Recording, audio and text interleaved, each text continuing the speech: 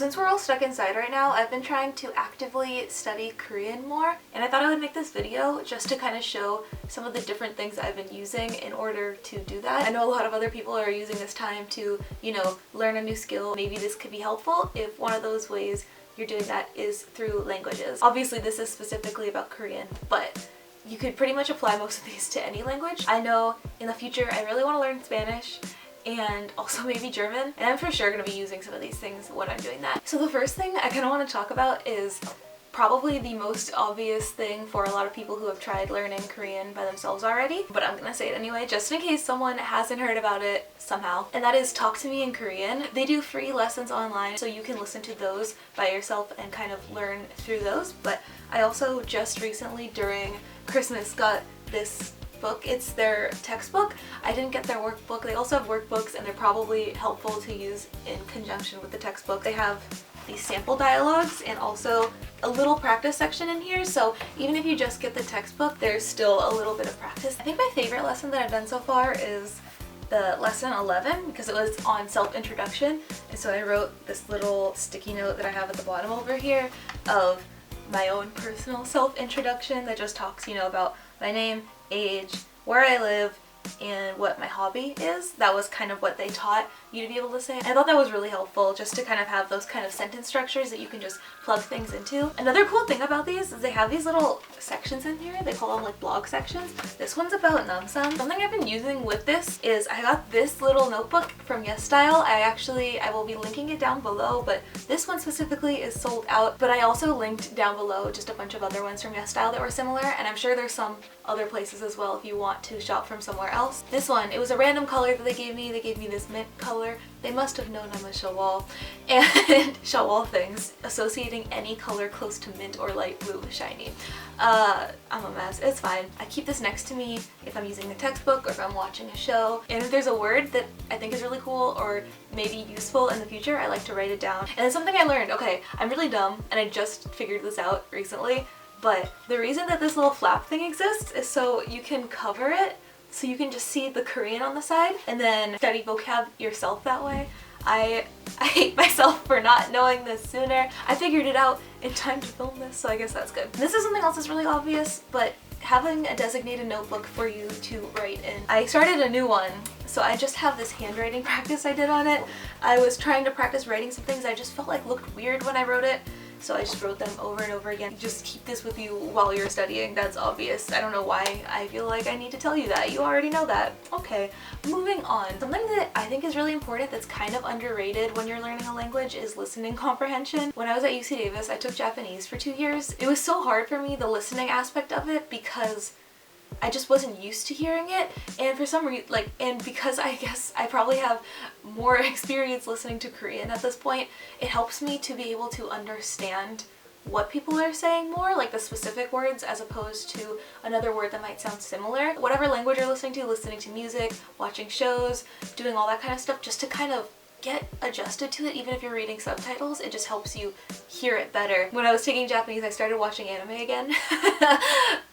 But it did actually help me on my listening test. Something else that I found actually really useful is watching Korean kids shows. A lot of the language that they use in those shows is really simple, and so it's pretty easy to understand. I would watch like Pororo, and like it might seem weird, but it is really helpful just to kind of pick up on the language. I also like watching dramas. I am watching Itaewon Class right now. Shameless promo for Itaewon Class.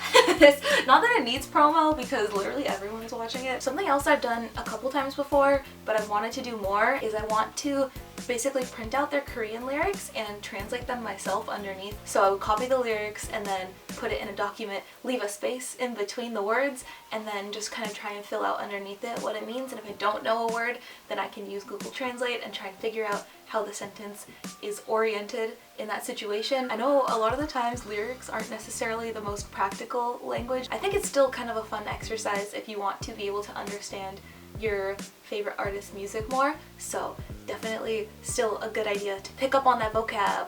It's important. And listening, comprehension. Okay, I'm repeating myself a lot for pretty much any language. I'm sure you've heard of it at this point, but I really do want to recommend using Duolingo. I have used it since like was it like 2013, 2014 was when it first came out, and I started learning German on there. I still don't really know it, but I could say this is bread now, so you know. I have been using it for, yeah, Korean, Japanese, and German. Mostly Korean recently just because that's been my focus. Let's do an example of modifiers because that's what I was doing earlier. Sometimes I also like to repeat the sentence to myself just to practice speaking. I guess I'll try to. On camera, I am terrified. 우리는 신선한 고기만 먹어요. Kind of. I'm close enough. Anyway, it says, we only eat fresh meat. Oh, now they want me to literally just translate it again. Okay, I guess. 우리는 신선한 고기만 먹어요. The last thing is actually something I just started using. There's a lot of different Instagram accounts that are specifically geared toward learning Korean, and I'm sure there's other languages as well. I like this girl's account a lot because she does these ones with different lyrics from songs where she just kind of breaks it down into the specific vocab in each word. And I don't know, it's really helpful, especially if you like some of the artists that she does. It helps you not just understand the music more, but then you can learn vocab. You know, if you don't know some of these words, you write it down in a notebook and you can study it more. There's Korean Quiz. It's by Naver Korean Dictionary. It's their Naver official dictionary account, which is kind of crazy, but they post a lot of things to help you learn Korean, and so I recommend checking them out as well. This one, it basically gives the first initial of each of the syllables in the word. As you scroll, there's pictures and the clues here. So this one, it says this place named is the biggest island in South Korea. Given the syllables, you can tell that being a big island and stuff, it is probably Jeju-do. I really like these types of games like this just because it kind of breaks up the monogamy of learning a language where you just memorize something, write it down, memorize, practice sentences, all of that stuff. It's kind of nice just to have something a little bit different and a different way to kind of practice your skills. So, oh my god, I forgot to mention, Talk to Me in Korean is doing live classes right now. Okay, so I just saw this. They're doing these live Korean classes on their YouTube channel. They're keeping them up, to my knowledge. At least when I checked this morning, they were still on their YouTube channel. One final Instagram account that I like a lot on here is KQ Culture.